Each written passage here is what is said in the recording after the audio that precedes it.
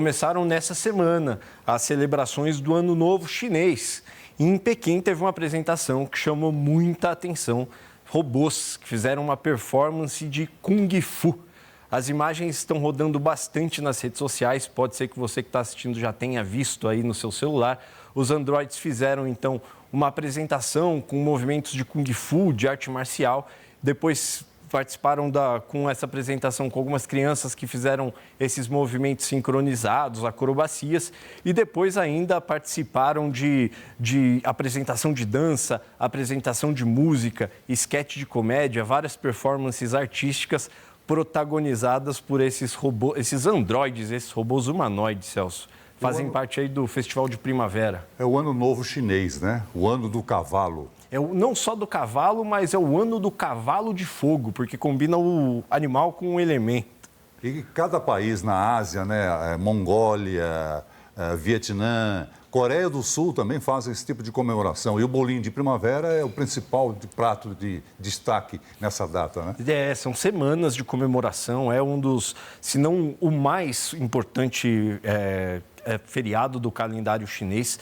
E aí a China aproveita para fazer essas apresentações que são de encher os olhos, né? E esse ano o que chamou mais atenção foram esses...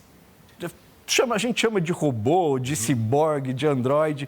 Cada vez mais eu imagino que a gente vai ter que arrumar a palavra do que chamar eles, que é um negócio que só aumenta, viu, Celso? Em termos de tecnologia, a China está, digamos assim, mostrando a sua capacidade, né? Sim. Drones, robôs. Aproveita para fazer a propaganda. Olha, para falar mais sobre as comemorações do Ano Novo Chinês, eu converso agora com um especialista em China. É o professor Evandro Menezes de Carvalho, doutor em Direito Internacional pela USP e pós-doutorado pela Universidade de Pequim e pela Universidade de Xangai, de Finanças e Economia. Boa noite, professor. Bem-vindo ao Jornal do SBT News. Boa noite, Celso. É uma satisfação estar aqui no SBT News. Muito obrigado. Professor, o Festival da Primavera pode ser considerado o mais importante feriado daquele país? Sem dúvida. Esse é um dos feriados mais importantes. É como se fosse o nosso Ano Novo Chinês, né? Mas em função também do fato de que abrange um período, vamos dizer assim, de férias, né? Uma semana, um pouco mais de uma semana, e que geralmente os chineses visitam, né, voltam para as suas cidades de origem, visitar os seus parentes, seus familiares, pais, mães que eventualmente possam continuar morando nessas cidades de origem, para festejar, celebrar o início de um novo ano chinês. É um período muito esperado, inclusive uma das datas, né, que tem a maior migração interna de chineses, aliás, do mundo, né, dentro de um país, né? A quantidade de viagens justamente para isso, né? Para poder se reencontrar, os familiares se reunirem e festejar essa data. O Cássio Filho quer fazer uma pergunta para o senhor. Professor, boa noite, tudo bom? Como a gente conversou aqui, o feriado tem esse caráter, inclusive, do Estado chinês aproveitando a data para fazer uma propaganda da sua tecnologia? É muito interessante essa pergunta, porque o que acontece, né? Um dos momentos aguardados pelas famílias no Ano Novo Chinês, o que seria, por exemplo, a nossa véspera de Ano Novo, é o tal do Festival de Gala, que é transmitido nacionalmente pelas televisões chinesas. É um programa, né, com atrações musicais, etc. E cada ano sempre vem com uma novidade.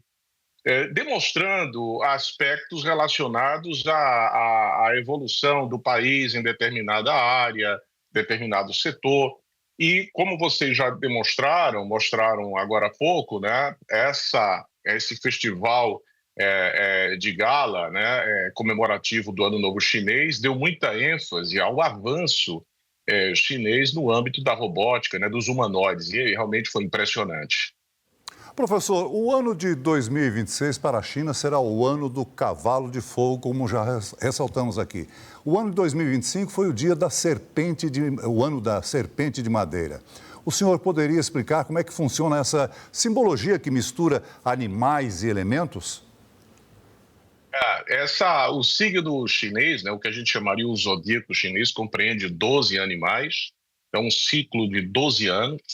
Então, os chineses iniciam agora, né, o ano do cavalo de fogo, e esses elementos, né, que caracterizam cada um desses animais vai também, de certo modo, trazer certas simbologias para os chineses, né? Então, enfim, né, disse que o ano do cavalo é um ano onde grandes projetos e realizações serão postos em marcha, né? E cada ano tem esses significados, né? O ano da serpente, que acabou de se finalizar, é o ano, inclusive, que marca o signo, né, do presidente chinês, né? Agora, eu não sei qual é o signo agora, de qual autoridade para o ano do cavalo de fogo, né? Mas se inicia agora em razão... e segue um calendário unisolar, né? Então, cada ano, o Ano Novo Chinês tem uma data diferente, né? Esse ano coincidiu muito com o nosso carnaval. Acácio? Professor, o ano que a gente passa por um momento que o ano que nós estamos é sempre mais importante do que o ano que passou, né? E para a China, o ano chinês de 2026 tem alguma importância especial, principalmente do momento geopolítico que passa o mundo? Tem recentemente generais, o maior general chinês, né, o general Zhang, que está sendo investigado pelo governo chinês. Tem o contexto que a gente vive hoje torna o Festival da Primavera esse ano tão ou mais importante do que anos anteriores? Olha, essa política de combate à corrupção sempre foi uma tônica muito forte do governo do presidente Xi Jinping desde o seu primeiro mandato, onde ele havia se comprometido a combater a corrupção tanto nos níveis inferiores dos órgãos do Estado e do partido, quanto nos níveis superiores, né? Na retórica chinesa, do governo chinês, disse de combater, né, as moscas e os tigres, né? Então, uma população tanto quer que se elimine a corrupção nos níveis mais altos, como também aquela corrupção que está na burocracia do cotidiano. Então, esse evento, voltado agora na Comissão Militar Central, né, do afastamento de generais, está dentro desse contexto de combate à corrupção, que eventualmente a gente pode até discutir quais seriam as questões políticas por detrás desses processos também, né? Mas tem um dado, acho que é muito mais interessante, que marca este ano, que é o início do 15º Plano Quinquenal. 2026 é o início desse 15º Plano Quinquenal, que é o mapa do caminho do desenvolvimento econômico chinês para os próximos 5 anos, que certamente dará muita ênfase não só nessa área da robótica, mas também no desenvolvimento verde, o objetivo do governo de construir uma civilização ecológica e, obviamente, assuntos relacionados à segurança nacional e do fortalecimento do multilateralismo, na medida em que a China defende muito as reformas de organizações internacionais. É sempre bom acompanhar este 15º Plano Quinquenal, quais serão, né, os principais temas para o desenvolvimento econômico e social da China, porque isso acaba repercutindo muito no mundo, né? Um país que tem 400 milhões de pessoas na faixa de renda média, uma população de 1,4 bilhão, né? As decisões do governo no plano doméstico, naturalmente, poderão ter impacto no âmbito global também. Então, acho que esse é o evento mais importante e que, inclusive, será provavelmente anunciado na sessão da Assembleia Assembleia Popular Nacional da China no mês de março, agora que se aproxima.